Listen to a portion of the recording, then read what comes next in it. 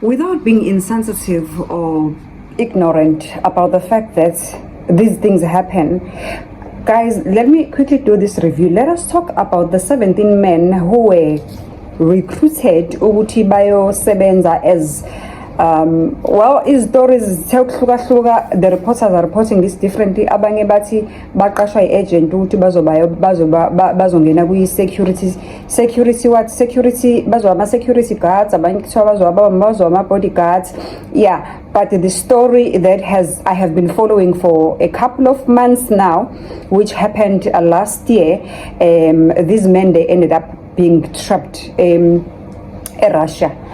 Ayesikhulume ngale ndaba because I feel ukuthi baningi abantu trapped in other countries abahamba bethenjiswe izinto ezinkulu, umuntu afike le azithole sesenkingeni deeper than what he or she actually imagined. Hello, sanibona nidumelang, igama uZandi, isibongo umfeka umalwandle lwandle kalwela lwezibhekane zanihambela lekude phezulu.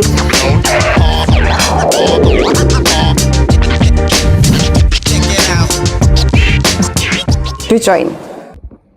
Well, if you don't know what I'm talking about the 17 men abasuswa eSouth Africa baqashwa i-agent thizeni. Le agent yabathembisa ukuthi kunomsebenzi kufanele bawenza. Apparently kwakufuneka abantu well built, big, bold, and na some kind of security training, because apparently kwakuthiwa labantu baqashelwa ukuthini ukuyosebenza in some kind of security and whatsoever. And unfortunately labantu baqashelwa ukuyosebenza eRussia. Let us look at the facts. Number one, in Russia there is war.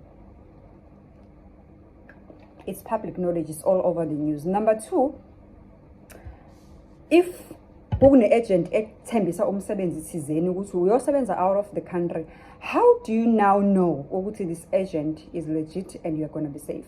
Kodwa kubalekile ukuthi if you don't know this context of the story, I've just given you the context ukuthi laba bahamba bethenjiswe ukuthi kunomsebenzi abazofike bawuthole le eRussia, maybe uthola bazothola in a security environment. Mabehamba bawu-17, 17 of them abakwabala eSouth Africa. Kuthiwa khona namanye ama-nationalities kodwa abala eSouth Africa bebayi-17.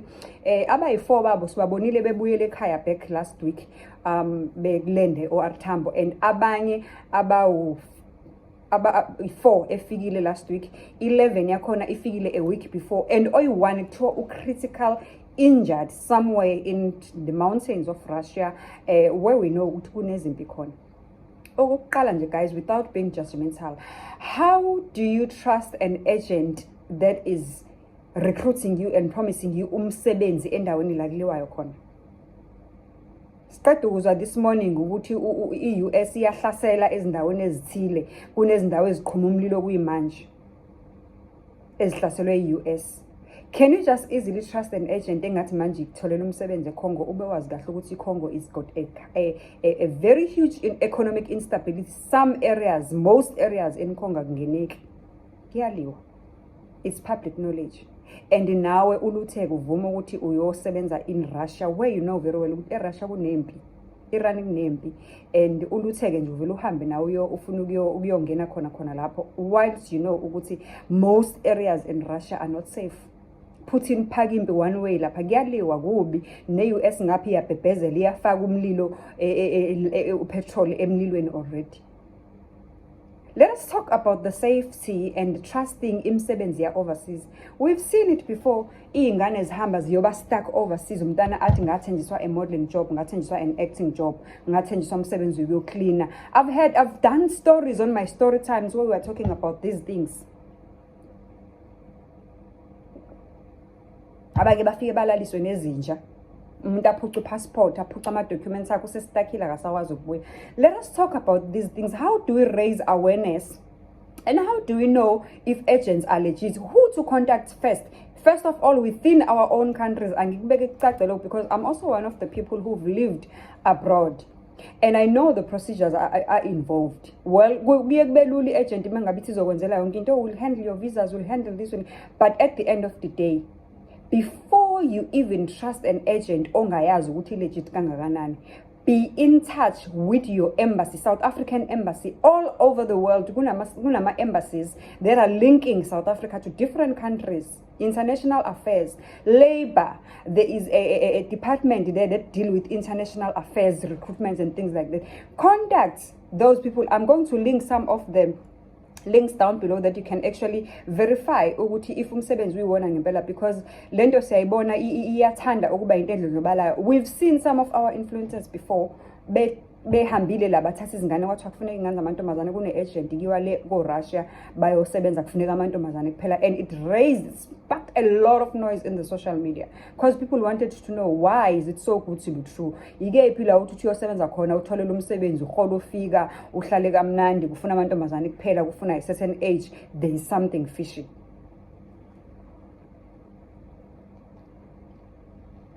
Asizifundise ukuzihlonza izinto before sibe excited ngokuthi kuthiwe uye-Russia, kuthiwe uye endaweni yokuthi uye-US, akufunde ukuhlonza izinto and you know and verify i-legitimacy yazo. Zikhona indlela zokuyi-verifya guys, asibeni safe. I just said nje I don't want ukugxila kulesi story, kodwa know how to verify imisebenzi efika ngama-agent angaqondakali, imisebenzi ekofarisha umsebenzi out of the country, imisebenzi ekupromisa everything it looks too good to be true, accommodation provided, uzohlangatshezwe airport, uzonikezwa ukuthi kunama-benefits. Try by all means guys ukuyihlonza into mayiqhamuka kuwena iza kanjalo, because not everything that shines is gold. Yacabanga one of them can even lose impilo yakhe njengamanje. We pray ukuthi abuye ekhaya naye safe. Labo that was stuck for a very long time. If you don't know what I'm talking about, I think ngikufakele le link yase-SABC so that you can actually have a clear picture of what is happening. And ama families walabo bhuti laba were very worried. Because imagine umuntu wakini ustuck eRussia la kuliwa khona aqhuma khona inhlamvu one way la ingalalwa khona. ERussia abantu bakhona bashoda ngisho la ngokudla. Sihleze sibabona kuma social media bevela befuna ama donation of any kind. Akukho safe endaweni eziningi. Go Gaza kuyaliwa kunezimpi. You can just trust nje na umuntu iagent engaveli iqhamuke ithi nangomsebenzi ngikuse eGaza ngikuse endaweni ukuthi la kuliwa khona. We've heard this morning. Follow up on these things ukuthi kwenzakalani out there. Know what is happening in and around the world before you get trapped as many also uzithola esesingase sikuthathele impilo yakho yonke ishintshe ngoba manje bayabuya. They are psychologically damaged, they are emotionally strained, they are financially strained. Yabona nje I don't even want to imagine what they have actually experienced there, but ayikho mnandi for sure, because bathenjiswe enye into lapha ukuthi bayokwenza enye into mase befika lapha. We've also heard some reports have shown on the news ukuthi bafike bafakwe empini lapha abanye babo bebelwayo. That is why this other one egcinele email. Guys, ngicela sizifundise ukuba careful. Angifuni nje ukuyenza ibe yinde le video.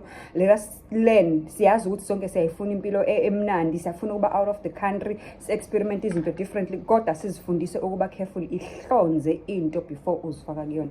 It's very very important ukuthi uyihlonze into before uzifaka, uyi-verify, ube ne-sure. Ask for help, look around who can assist you ukuthi uyi-verify i-legitimacy yalo msebenzi kuthi uthole overseas, because most of them they look too good to be true, and kubuya ngazi ukuthi it's just a ticket out of poverty, because siyazi South Africa kubi, imisebenzi ayikho, i-economy kaRamaphosa nje khuluza ngesisu phansi kubi, akukho mnandi, ayikho into enhle. Sonke si-frustrated. eSouth Africa sixakeke sisebenza, sixakeke sihustlisha left right and center, kodwa sixakekile. Before uzuzithola-ke usenkingeni yokuhamba ufuna uphuma ungena imisebenzi lapha nalaphaya, awujoyine uDream Team. Avbob and Cell C, they are helping you ukuthi ukwazi ukuqosha ikati eziko at least. Cell C uyakusiza kunikeza training ube i-Rika agent, uthenga isitoko sakho sama-SIM cards, ukwazi ukudayisa lawo ma-SIM cards. Each and every SIM card that you sell, you get a 20. If each and every SIM card that you sell and umuntu wakhona as long as inamba active, ifaka i-airtime, ifaka ama-data, you get 20% of whatever he spends each and every time he buys i-data ne-airtime. Each and every time ujoyina uCell C uDream Team, uthatha i-insurance yakho yamasingcwabiswane, leyo insurance yakho igcina izikhokhela yona, and each and every time omunye umuntu ejoyina ngaphansi kwakho naye ethatha eyakhe insurance, you get a percentage out of that depending how much it is i-insurance ayithathile. Imagine unabantu abawu-30 abathatha i-insurance direct under you. each one of them at an average bekhokha around 200 to 350 average of a policy. How much when do you make per month? And I'm talking about passive income engeke izinqamuke just because kuthiwa it's not a commission, it's not a one stop, iyaqhubeka. And now njengoba uzoqhubeka usebenza nje leyo mali iyaqhubeka iyangena. Asizijwayeze ukuthanda izinto esikwazi ukwenza ngazo imali lula than lezi zinto lezi ezithime ezilethwa kuthina zibe too good to be true kanti zisifake emlilweni ziyosiqhatha nempi. Let us be careful, guys.